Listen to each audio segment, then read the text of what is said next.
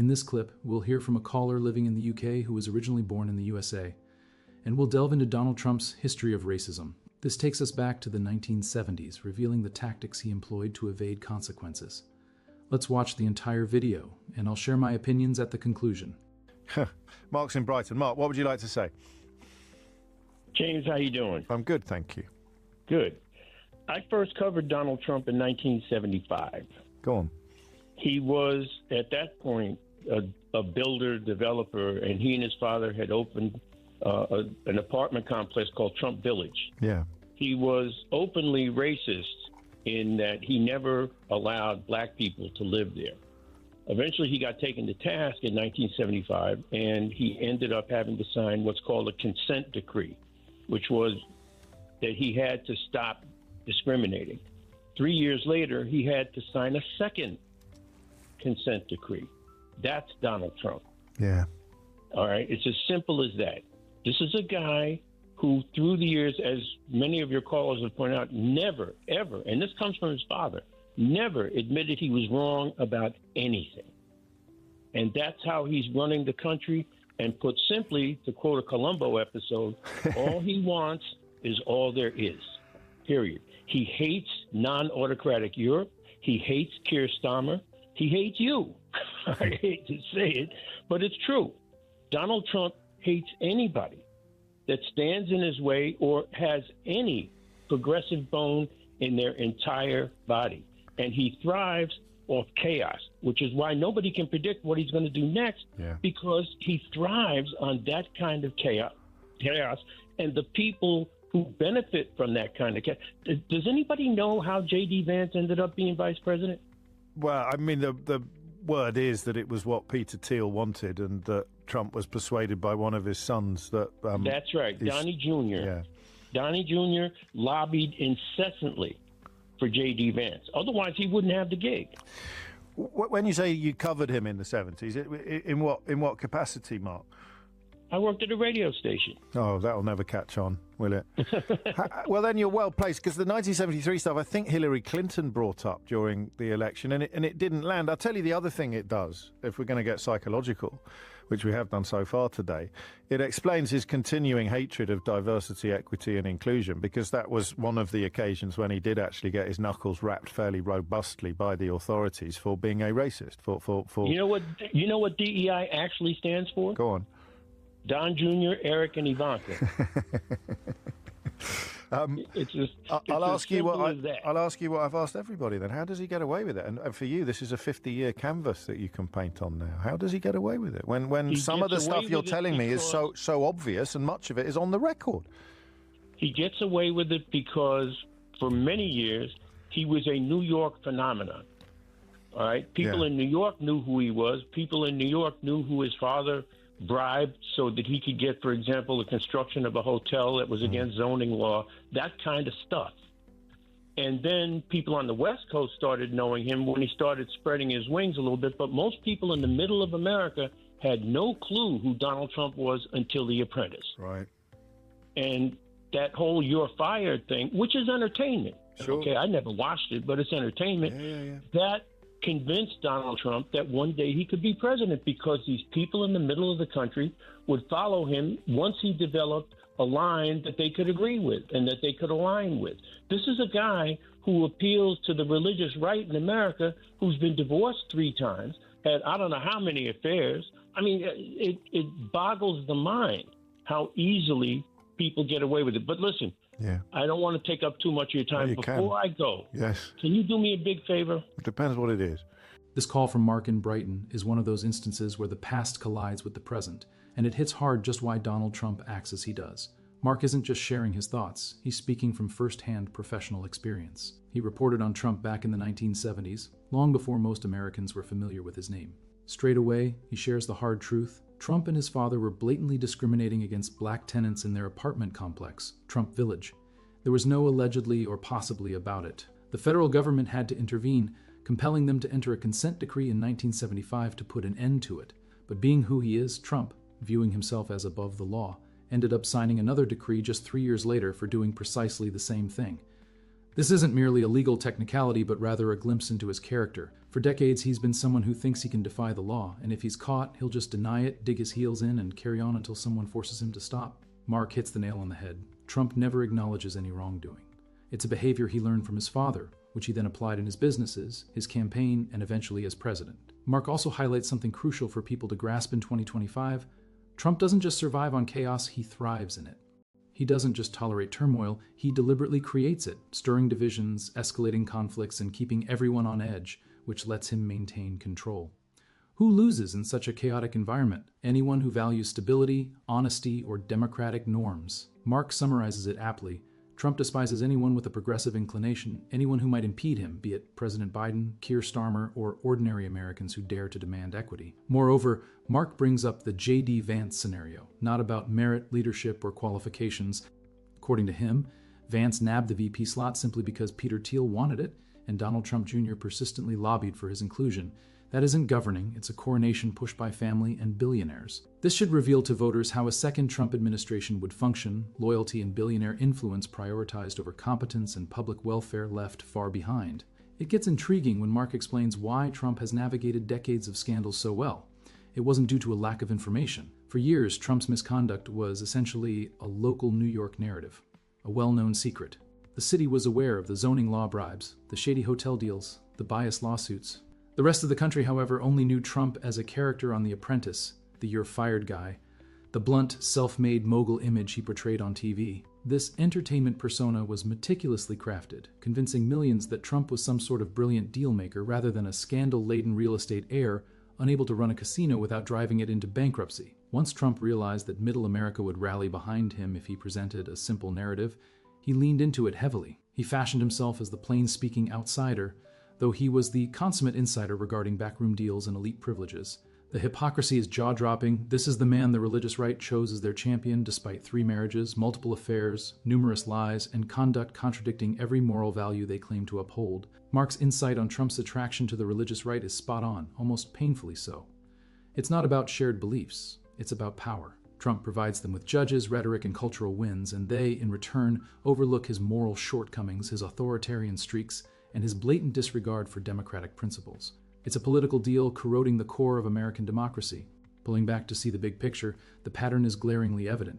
From the consent decrees in the 70s, to the chaos of his presidency, to the nepotistic choice of J.D. Vance as VP, Trump's narrative remains unchanged. He stretches rules until they snap, surrounds himself with loyalists rather than capable leaders, and wields division as both armor and weapon. People like Mark, who've observed Trump up close over decades, speak with such urgency because they understand this isn't a new act. He's the same person, running the same strategy, now only with more authority and a base primed to accept his words as truth. Unless voters look beyond the TV persona of Trump and recognize the real individual, the corrupt, chaos-craving, law-evading operator, history will likely repeat itself, making the damage even tougher to repair in the future. Will you stop? Well, you can't stop. Will you tell people to stop using the word woke until they can define it? I've done that already. I've written a bloody book about it, Mark. I've done my bit in this field, but Okay. yeah, no. I before you go, actually, you need to do one more thing. How does it play out? What happens next? What happens next is whatever the most chaotic stuff he can dream up in his head is. The tariff thing is just the beginning. He's going to start coming down, and this won't really cause a ripple in the rest of the world, but he's going to start coming down on Americans who disagree with him like a ton of bricks. It hasn't happened yet. Well, it's kind of happening, isn't it? Very, very soon. But tell people to stop using. Do you know where the word woke came from? Of course I do. Yes, it was a good thing. People who were alive to or awake to discrimination. No. And oh, go on then, correct me. No. In 1949, a blues singer by the name of Leadbelly. You know who he is? No, Go on. Okay. In 1949, Leadbelly did a song called Scottsboro Boys about 9 men who were almost lynched because they were accused of raping 2 white women. Eventually, they all got off, and one of them went into hiding. It's a very long, convoluted story. At the end of that song, Leadbelly does a narration where he says to northern black people who were traveling through the South, which was a dangerous undertaking in 1949, and he said at the end of that narration, stay woke. Be careful. That's what stay woke actually means. Wow. Alert. Yeah, be alert. Because if you weren't, and 5 years after he wrote that song and said that a young kid named Emmett Till was killed by racists attached to a refrigerator and thrown to the bottom of a lake. That's what woke is about. You're very good, Mark. How did you end up in Brighton? My wife isn't here, so I can say this. She convinced me once I retired to come over here, and I enjoy it. I'm actually, in retrospect, I'm really glad I'm not in America to experience this. I was in New York like a week and a half, 2 weeks ago, and people in New York are beat down. They were beat down economically, which is why so many of them turned on Joe Biden. Right. But they're being beat down on a daily basis. I saw older people walking the streets who basically were clinging, and I mean clinging, onto a rent-controlled apartment because that was all they had. And that provides fertile ground for the kind of fantasies that Donald Trump is selling again. Oh, yeah. I get it. And by the way, if you want to see what Donald Trump is really all about, read Mary Trump's book. That's the second recommendation today.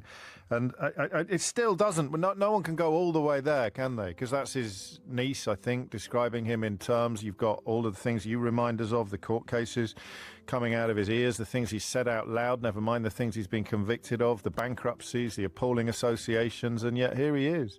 There's something else, isn't there? There's something, if we were religious people, Mark, I don't know whether you are or not, there's something almost Faustian about this level of achievement, given the backdrop that you describe and that others have described all morning. That means, all it means is that if you have money to start with, which he did because his father gave him $3 million, and you're able to say, I never did anything wrong. It wasn't me. It wasn't me. To quote, who was that, Shaggy? Shaggy, yeah. The sage, the great... Honestly, that call was pure gold and then some. How often do we get such a clear, historically rich perspective on who Donald Trump truly is and why so many choose to ignore it despite the overwhelming evidence? The caller didn't just spout off opinions, they substantiated them with decades of historical context, outlining Trump's behavioral patterns from the 1970s to today. And let's be clear, none of this is stuff up for debate. These are well-documented facts. Think about it. Back in the 70s, Trump and his father were officially found guilty of discriminating against black tenants in their apartments. We're talking proven guilty, not just accused. This led to the federal government enforcing a consent decree to halt their discriminatory practices. And if you think that chastened them, think again. Just 3 years later, they slipped back into their old ways, requiring yet another consent decree. Jump ahead to 1989, and there's Trump buying a full-page ad demanding the execution of the Central Park Five, 5 black and Latino teenagers who were innocent all along. Even after their exoneration, he refused to apologize or retract his statements, standing defiant. That wasn't just a random outburst, it was a reflection of his belief system. The timeline extends further still. In the 2010s, Trump stepped up as the face of the birther movement. Peddling the racist claim that President Barack Obama was not born in the U.S., he called for a complete ban on Muslims entering the country. He labeled some countries as stolls. His denigrating remarks about Native Americans are part of a long-standing pattern. This isn't about the occasional inappropriate comment. It's a consistent, decades-long history of racially inflammatory behavior. That's precisely what made the Brighton caller's insights so compelling. They didn't just label Trump as a racist, they presented a comprehensive dossier. They even delved into the origins of the term woke, a discussion often absent from conversations between both Trump's critics and defenders, tying it back to its genuine critical essence, being vigilant against threats and injustice, especially systemic racism. Understanding this history is crucial because the current right-wing attempts to use woke as an insult seeks to erase its roots and mock the idea of being aware. Another unforgettable part of this call was the reminder to check out Mary Trump's book. I haven't read it, but the fact that Trump's own niece, someone privy to the family's inner workings, portrays such a damning image should give everyone pause.